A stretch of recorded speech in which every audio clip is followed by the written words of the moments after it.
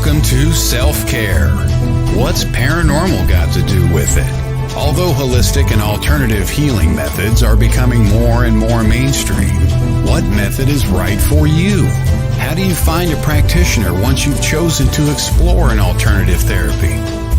Each week, host Deidre Sanford will explore a different modality with practitioners who will explain their modality and the benefits they and their clients have received through their sessions.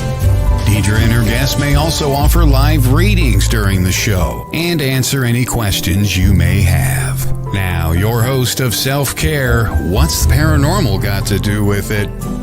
Deidre Sanford.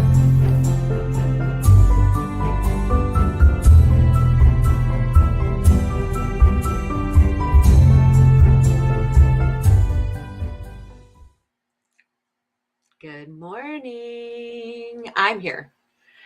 It's finally arrived. It's the day. We're live. We're here. It's official. Hello and welcome to Self-Care. What's Paranormal Got to Do with It? I'm your host, Deidre. And it's fabulous to see you. Good morning, Sherry. Thanks for popping in to letting me know you're here. Everybody else, do those StreamYard permissions. Jump on the chat. Say good morning. Welcome to the first ever episode of Self-Care. What's Paranormal Got to Do with It? What does paranormal have to do with it? I don't know, but we'll get there. I actually do know. I have some thoughts. And I kind of just want to spend a little bit of time today talking about, hey, Teresa, just talking about why is this show here? What's it about? What are we all doing here? I don't have a guest scheduled for today because I wanted to give us all a little bit of time to get to know each other, to talk about what points of reference we all have for the topics that are so big, for the words that we're going to be using. I feel like common points of reference are important. And I also fully understand, expect, and respect that we're not all going to agree. But that's what makes it so much fun. And that's another reason that chat box is down there for you. I will see your comments. I want this show to be for you. It's not about me. It's about it's available and making sure people have access. That's it. Very simple. So, what does paranormal have to do with it? Well, if paranormal is defined as events beyond the scope of normal scientific understanding, that leaves us a huge field to play in, doesn't it? Science has caught up with some of the things that most of us already understand, but it can't explain it.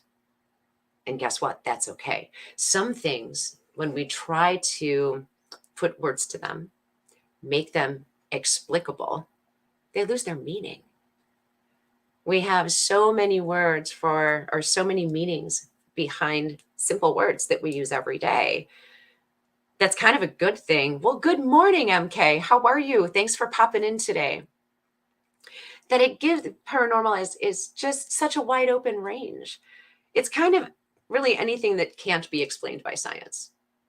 So that leaves astrology, tarot, almost every form of energy work. Yes, even EFT does have some scientific backing, some scientific evidence, but there's still parts of it that we don't really explain or understand. So that'll be coming up too at some point in November. We got EFT coming in. And trauma. When we think of the word trauma, we think of big events that are immediately emotionally disturbing. Fire, car accidents, broken bones. Hi, Diana. Broken bones, divorce. Those are definitely all traumatic experiences for anyone who's bumping up against them, bumping into them. We know this for sure. But what about the way we've been redefining trauma? Specifically, if we look it up in the dictionary, it's distressing or disturbing experience. Okay, that leaves the door open, but it still leaves the implication that it has to be something grand. But what if we choose to work with some of the teachings from, say, Gabor Mate and redefine trauma as any invisible source that shapes our lives, that takes away that immediate go-to for those large things that we were talking about before. And it leaves the door even more wide open for things, little things that happen to us throughout all of our years, but especially those things from our super younger years, before, during, and after birth, toddlerhood. Those little things can be insidious.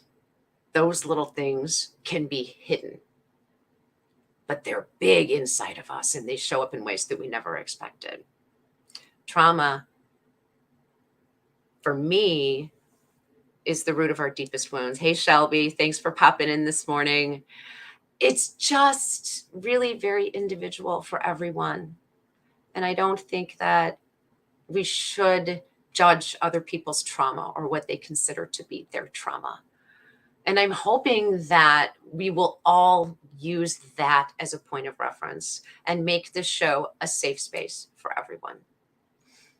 Let me know in the comments when you get around to it, how you're thinking on that trauma definition, because I'm curious to know what opposing points we have that we can integrate in our conversation today so that we can jump off on even footing. The spiritual meaning of healing. If we're all about self-care, part of self-care is healing, right? Finding our best self, taking care of our wounded self. So if we look at the spiritual meaning of healing, it's a direct interaction, per the dictionary, between one individual and another with the intention of bringing about an improvement. Covers it pretty well, actually. But my favorite part of the dictionary definition of that is with the intention. What is the intention? To make someone feel better, to help someone feel better, to support someone else in feeling better, to bring two people together for a common purpose. The intention can also be said by saying it's the energy behind what we're doing. Paranormal, the energy. That is not often scientifically quantified or scientifically explained. And when we talk about energy, the dictionary says it's the ability to do work, which is the ability to exert force, causing displacement of an object. That is kind of a pretty concrete definition. Using force, exert force. It brings it into the physical, the implication that we have to literally push something. I want to take that in a much bigger context, because that's pretty much a complicated way for saying making something move. But what are we moving? When we look at the dictionary definition of that, it seems as though we're moving physical objects.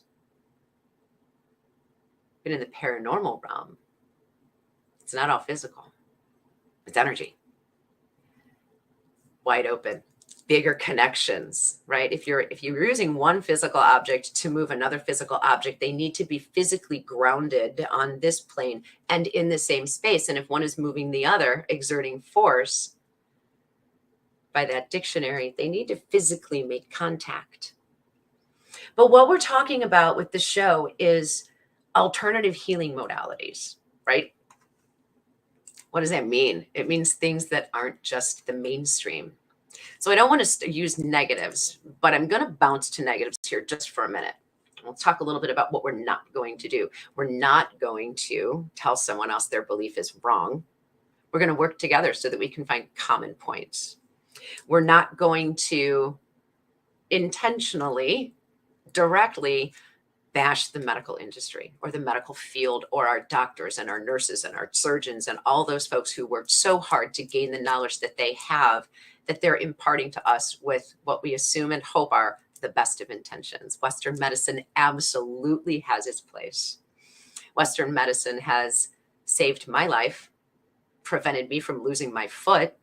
There are certain things that Western medicine can absolutely achieve for any one of us at any time. It's very, very important.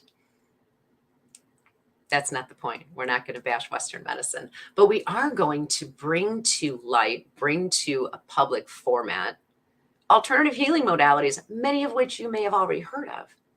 Some, hopefully, you haven't heard of yet, and we're going to bring them to the forefront so that they become an option for people who are looking for new ways to heal, new ways to approach healing, new ways to understand themselves, the events of their lives, what's happening and what's their trajectory.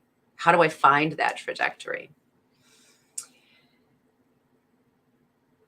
If there's an alternative healing modality that you know of, that you've used, that you want to learn more about, let me know. The show is about you guys and what you want to hear, what you want to learn.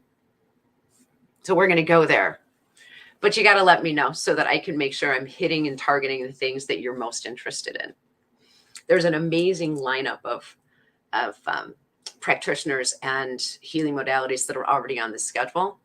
We also have some fabulous readers that are coming in and joining us. My goal is to do at least one reading show per month, but that requires involvement and engagement with you guys.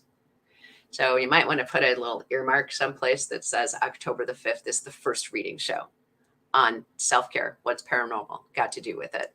On WLTK-DB, because you got to know where to find us. But that brings me to a whole other level of alternative healing modalities that we'll also be covering during our time together. We have, hello, Facebook user. Don't forget to do that StreamYard permissions so they know who you actually are when you log in and when we're chatting back and forth with each other. So some of those alternative healing modalities that we're going to bring in are astrology, tarot, psychic readings, mediumship readings. Those are a lot more directly paranormally related than some of the things that we're bringing in, but that's perfect. Some of the things we're bringing in also, like I said earlier, EFT does have some scientific backing. We'll bring in a couple more that have some of that scientific backing as well, but I don't think science has really fully caught up with what we think of when we think of paranormal. So we're going to bring those to light, and we're going to help pull them apart a little bit and see if we can't find some common threads in our conversations about what these things have done for us, what these things have helped other people accomplish and achieve. Because the show, once again, really is about you guys. We have about healing modalities for us to talk about, us to share on the show, because that's why we're here. Even the introduction says, how do you find a practitioner? How do you find a modality? At the end of the day, I don't think there's an exact science to that. And there's that science word again.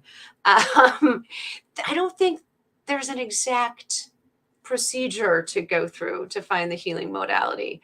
It's really what ticks the boxes for you. What do you want to achieve?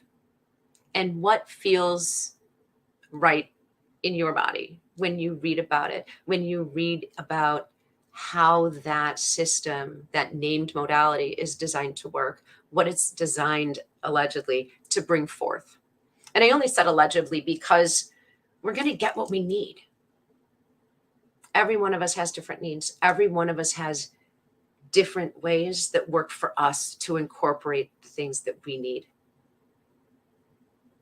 We may actually enter into working through a healing modality, fully understanding how that modality claims to work or does work even. But then we find that that same modality works for us as a client in a completely different way. That's part of the fun. That's part of why science can't really explain it, isn't it? That's why it's all paranormal.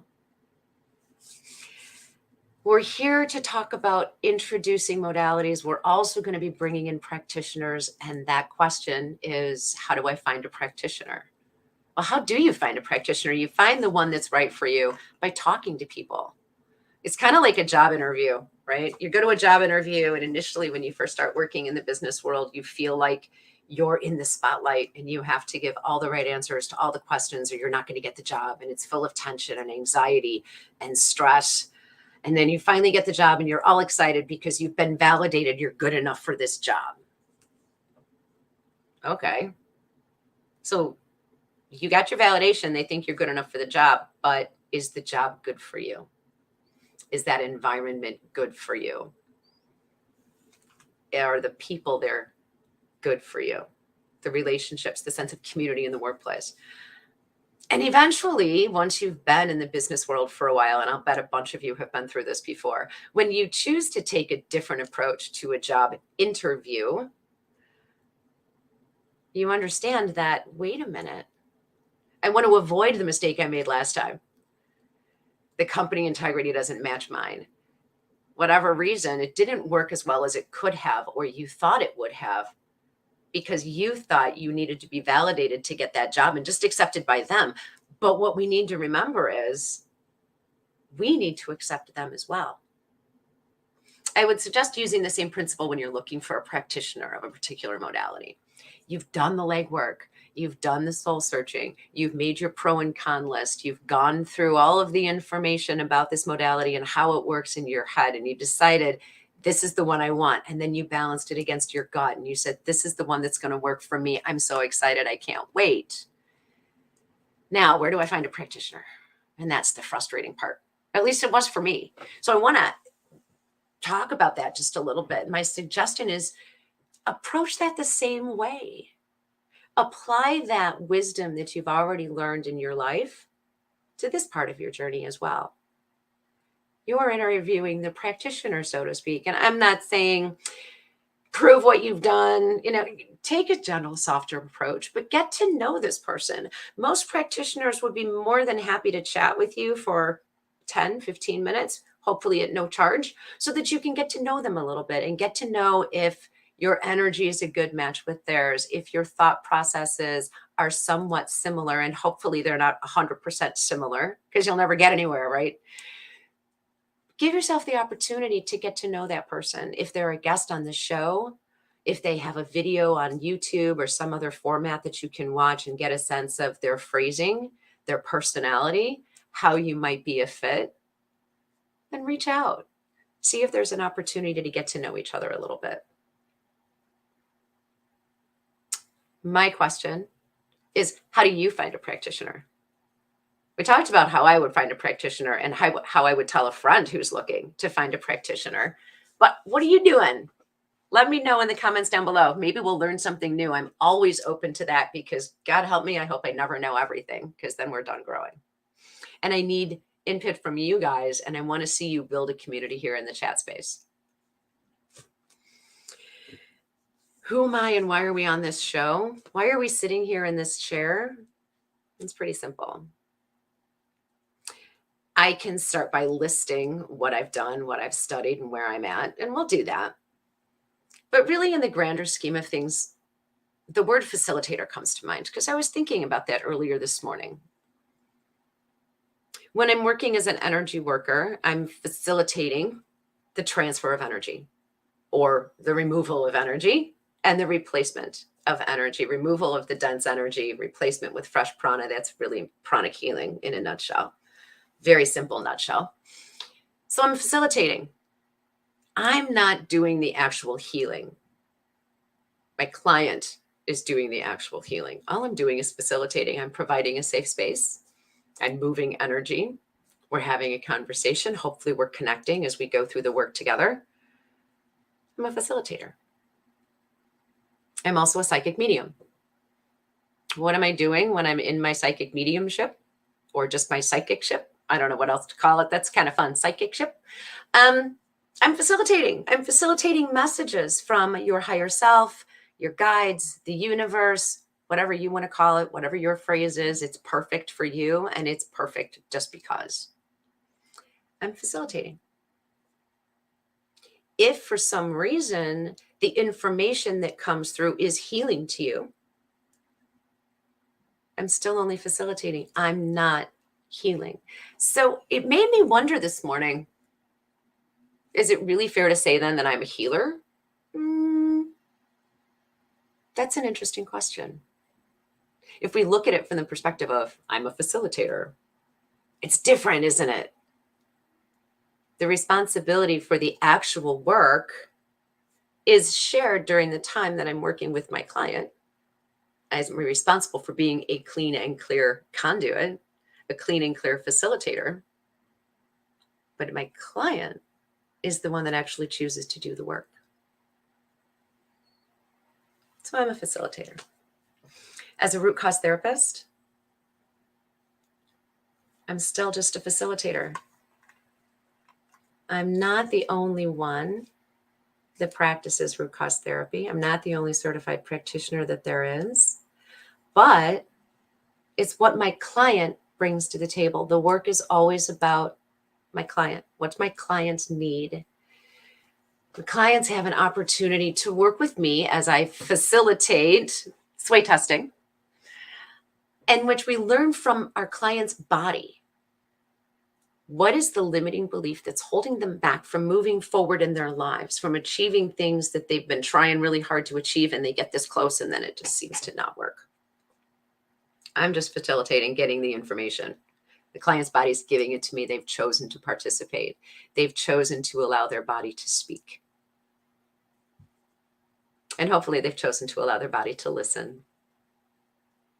So later in root cause therapy, that's just identifying the jumping off point. What can we work on?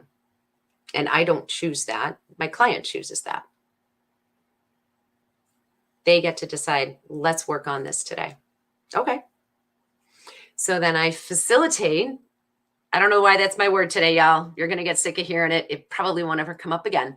But we go into a light meditative state and we work with the client's unconscious mind, just below consciousness, but we need them aware of what they're doing. I'm not doing the work. My client is doing the work. My client is experiencing the event. My client is embodying emotions and letting it go so that they have a clearer lens through which to see these events. My client finds the learnings. I'm not doing the work. I'm simply a facilitator. And that's what our time together about every Wednesday morning at 10 a.m. Our time together is about every Wednesday morning at 10 a.m.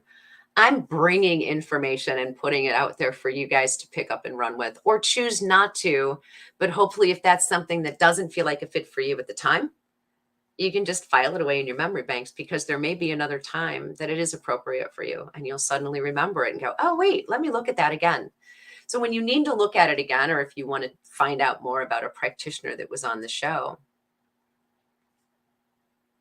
pop over to my website. There's a resources tab where several of our practitioners will be listed with links to their website. There are, if you're in the arena of wanting to become a facilitator, become a healer, become certified in a modality, learn more about a modality, there are going to be links to allow you to do that as well. I'm not sure who Facebook user is. Hello, Facebook user. Thank you for popping in. They said, thanks. I'm glad I'm here too. They think he, she, I don't know. They don't tell me, but they think healing can be stated as a way to regain or maintain a sense of well-being. And I agree with that. I think it's fabulous. And this is an example of exactly why I love it when you guys pop these comments in here, because now we have another idea to look at and talk about. And if I implied anything other than that, I apologize, because it's not my intention, but I think it's a great way to look at it. And yes, I agree. It does make the situation and the process completely unique to the person. That's a really cool message. Thanks for popping it in for me. Anyway, all I'm doing is facilitating and bringing information to the table. Pick it up, run with it, reject it. If you're not going to use it now, you might use it later. And even better, someone that you know is talking about, I don't know, something that's troubling them or some process that they're considering going through, and they ask your thoughts. They ask for your information. Hi, Lynn. Now I got you. They ask for your information, your input, maybe some of your direction, because they know this is your arena. Now you got a resource in your head. You may remember the name of the practitioner. You may remember the name of the modality. Yes, MK, grief and trauma and child loss, all of those things. You may remember it, and you may be able to just share it. You may be able to pass it off to someone else. And remember those old shampoo commercials? They told two friends and they told two friends, and so on and so on. Isn't that how the community gets connected? I love that. So that's what we're going to do. We're going to present modalities. We're going to present teachers. We're going to invite your questions. The practitioners will be able to answer questions, and we're going to keep the ball rolling and provide information. It's about you. So don't hesitate to jump in and let us know when you have questions. We're going to take a super quick break. Grab your favorite coffee, grab your water, come on back because we got a few more things and ideas to share. And I want to hear from you guys too, like I said, about what do you need? What do you want from this show? I want to create it and target these things specifically for your needs. So help me make sure that we achieve that during the process. But we're watching Self-Care. What's paranormal got to do with it? I'm Deidre. You're on WLTK-DB Talk Radio, and we'll be back in just a minute. This is WLTK-DB Talk Radio.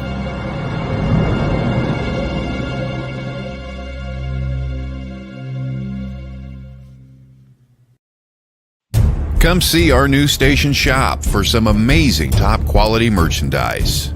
There is something for everyone, like blankets, electronics, clothing, and much more. Head on over to WLTK-DB.com and click Shop to show your support by sporting our logo. The WLTK-DB Station Shop at WLTK-DB.com. Paranormal talk is our business, and business is good. Want to see your video here? Sponsor WLTK-DB Talk Radio and watch us make that happen. With your paid sponsorship of $80, you receive a professional produced audio, video, and banner placement on our station. Not only does your sponsorship air during our live shows, but also replayed on our podcast and heard by hundreds of like-minded people.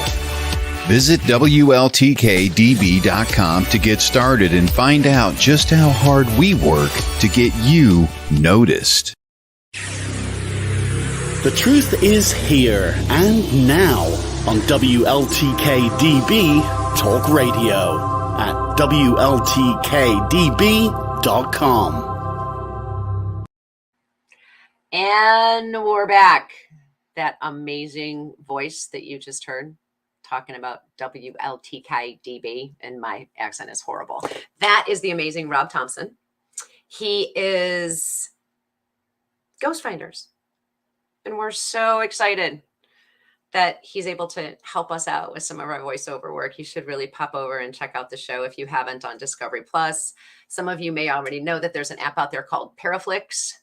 $3.99 a month. I think there's still a trial offer out there. You can actually watch paranormal investigations, see the results. The Witching Hour with Penny Negri is also available on that episode. Check it out. And really, we're coming back to the paranormal. So yeah, it's a paranormal platform, and we talked about some of the things that I do, some of the things that I facilitate.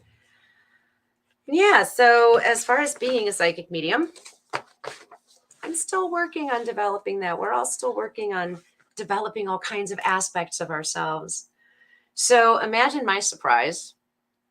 In my 30s, I went to visit my mom, and my mom said to me, "But don't you remember when we moved into the new house?" I was 7 at the time.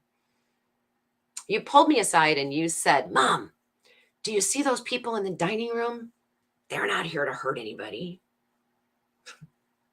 I had no recollection of that whatsoever. But I did remember living in that house for sure, because I was there from, a little over 11 years. But there was something in that house for me that kept me from really fully settling in and being completely comfortable and confident all the time. So the house had a back room, a center area, and a front area. And there were doors between all of those places. So when I went to bed at night, I would open the door, peek around the corner, and then run down the hall into my bedroom, close the door, jump in the bed and pull the covers over my head, because I thought those covers were going to make me safe. Even though the paranormal things in life, things that aren't understood, can be scary, oftentimes they're only scary because of our lack of understanding. And that was where I was for a very long time. I didn't get it. I didn't know what these voices were in my head. I didn't know what those shapes were that I could see moving. I moved into a house in Arkansas, and I literally thought I was losing my mind. I thought I was going to end up in the loony bin. At the time, I was working in an assisted living facility. So the energy there The general environment wasn't always happy. People aren't always happy, believe it or not, to drop their loved ones off to live someplace else and have someone else take care of them 24 hours a day. There was illness there. There was anxiety, family members in and out. And boy, my mood swings were amazing. I could be sitting at my desk, typing away, perfectly content, focused on what I was doing.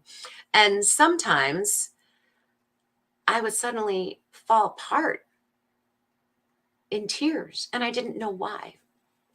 But thankfully, I had a friend at that facility who knew who she was, who practiced her mediumship. She was totally open all the time.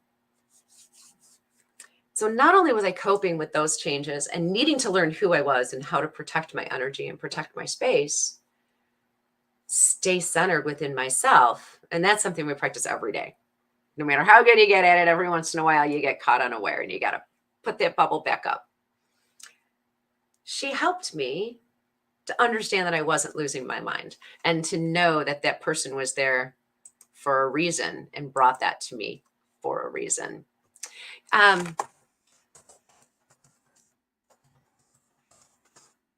Hi, I'm stuck. I haven't learned to type and talk yet at the same time, so forgive me. I'm back. Hi, Mary. I see you. Thanks for stopping in. The point of that is the house I was living in.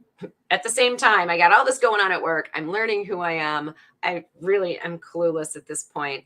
I'm living in this house, and I can't sleep in this house. There are nights that every night I would go to bed and read, because that's my thing. Go to bed and read to decompress. And then all of a sudden, when I reached over to turn the light off, my doorbell would ring. Once is weird. I ain't getting up. It's like, 11:30, midnight. I'm not getting out of bed to see who's at my door. I don't know anybody in this area yet. I haven't been here that long. 2-3 nights in a row. Now I've got to get up and see what the heck's going on because I don't get it. And I'm going to put an end to this because it's annoying me. So I get up and I trounce down the hall and I throw open the door and there's no one there. And I stick my head out the door and I look in all the directions and there's no evidence anyone else was there either. Go back to bed. Now I can't sleep because of this disturbance and I'm trying to figure out what the heck is going on. That house was something, boy, I'll tell you. Arkansas, Northwest Arkansas. Do you know how much unmined quartz crystal is in the ground in Arkansas? Talk about energy everywhere. Had I been more aware at the time, it would have been palpable and I would have known how to work with it more effectively. That house had some crazy stuff happen.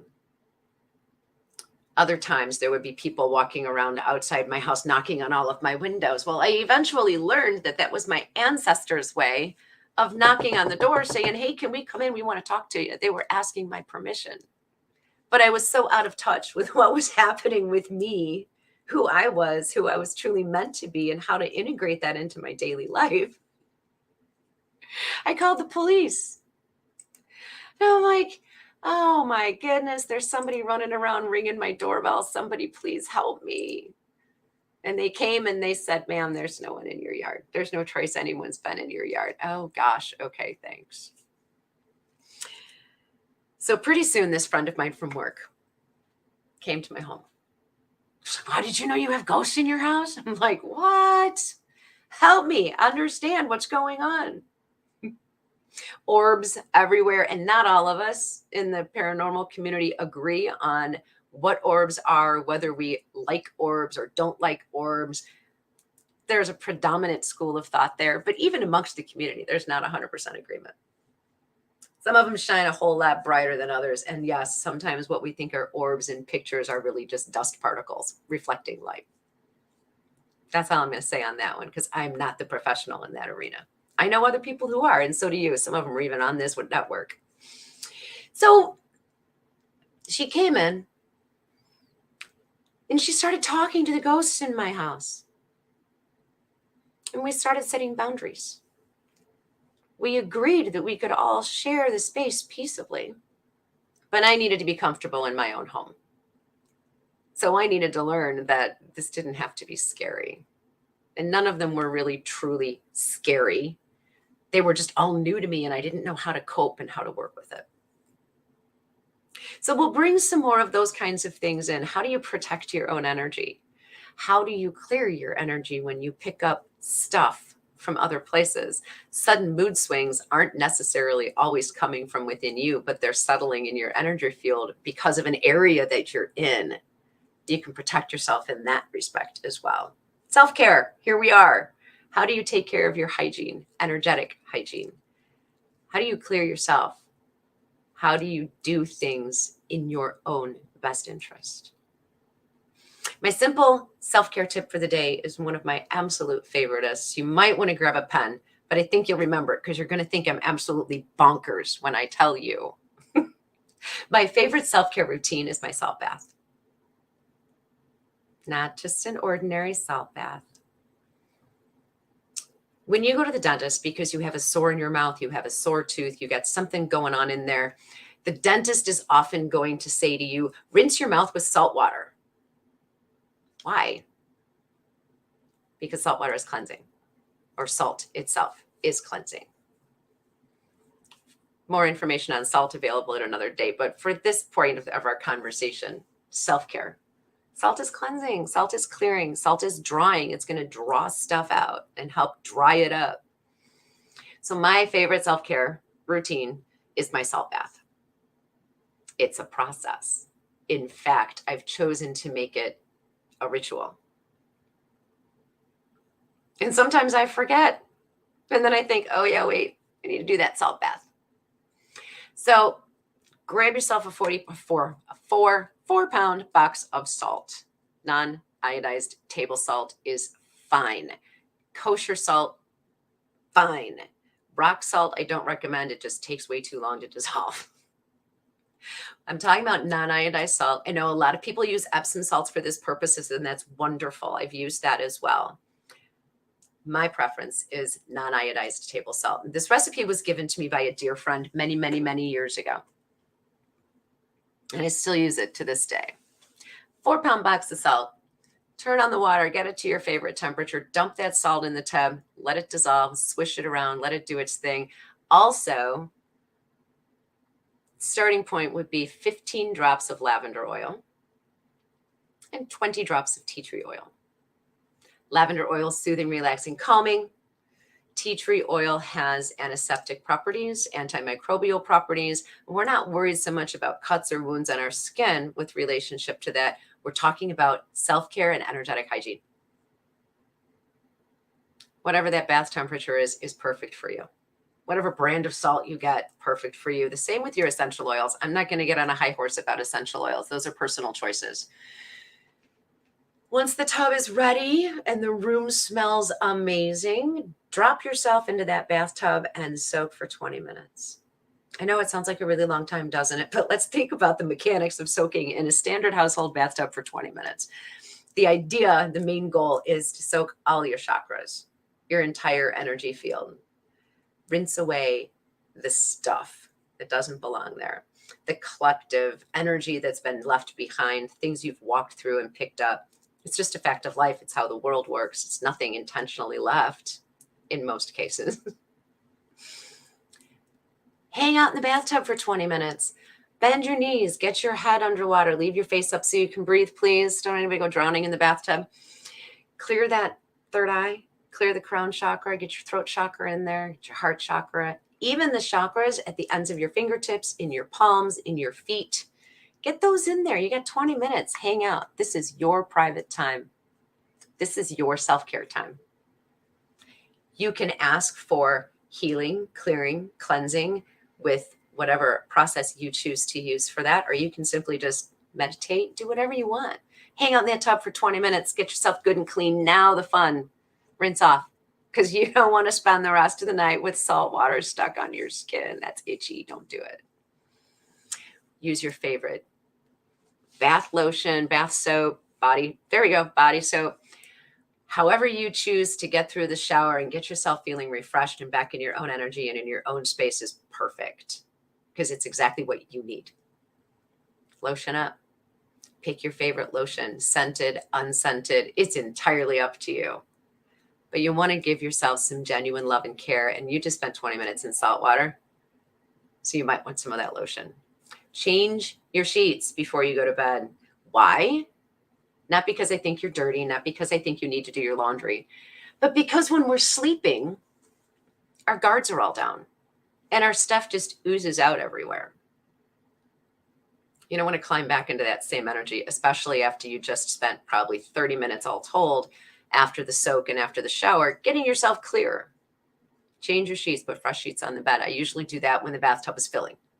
So it's already done. And then I don't have to go back and put my fresh energy in the energy of the sheets that I was using. Now I got clean sheets to go directly to.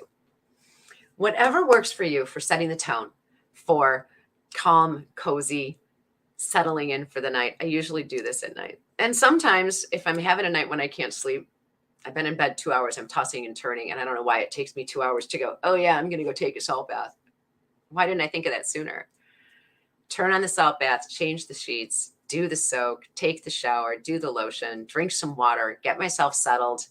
Normally, when I go back to bed after that routine, or when I go to bed, if I've done it earlier in the night, I'm so much calmer and my body and my brain is so much more ready to just chill. Because now all I have is my own stuff, not all the stuff that was gathered in my energy field that I've been schlepping along with me throughout my day. So give it a try. I want to hear next week how your salt bath was. And I know some of you are already practicing that. What are some other ways that you choose to clear your own energy? What are some of your own self-care routines as far as keeping yourself clear?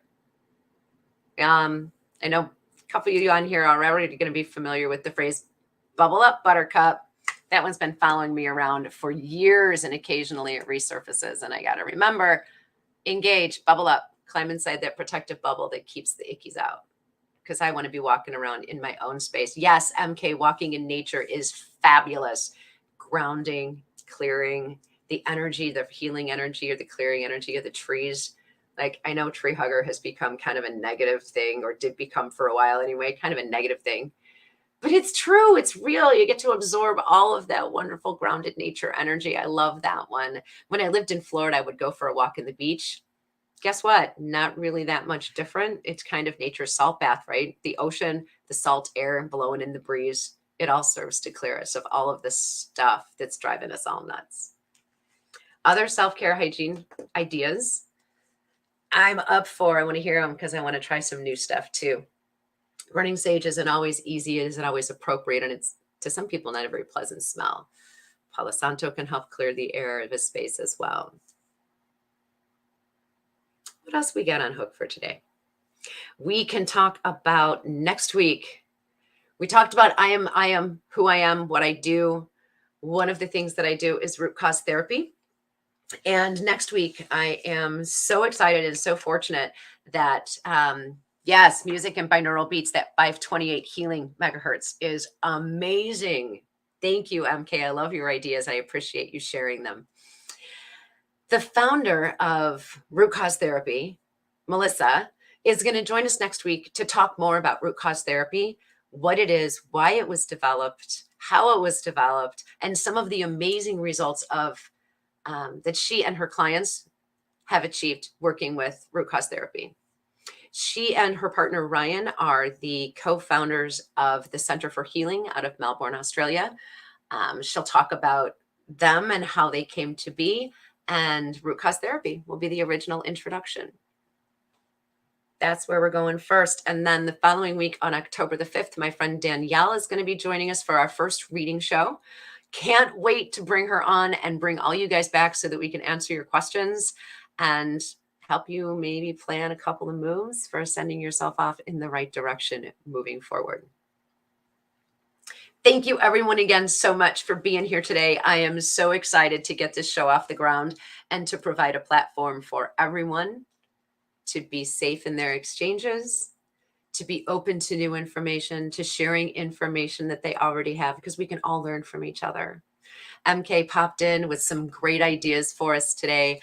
I love the way my friend Lynn, hi Lynn, has chosen to talk about healing and suggested another way to look at it and to describe it or to define healing. This is what this show's about, guys. I'm so excited you guys jumped in and took advantage of this opportunity. It's here for you. Later on today, WLTK-DB is going to come back to life.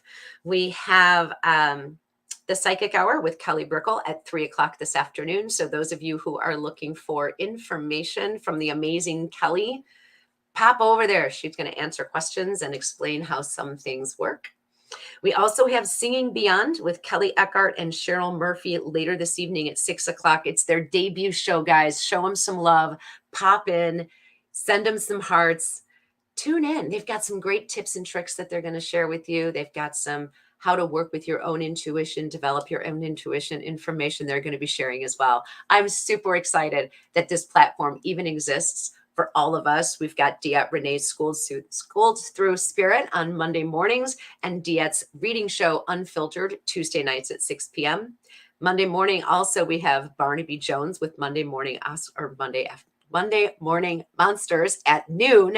Hello, tongue twister. Be the Change with Christina Bloom at 8 p.m. The Paranormal Room also with Christina and Logan Jacobson at 9 o'clock. Our own team here is always got something going on for you guys to learn from and move forward with. Tomorrow morning, Charlie Lynn is going to kick us off at 9 a.m. with Chat with Charlie. She also has amazing information to share. Her guests have all kinds of learnings and teaching for us to absorb from them. She also often does reading shows. Until then, guys, feel free to reach out and share your thoughts and ideas with me. You can email me at contactme@Deidre L. Sanford, just like the name on the banner.com.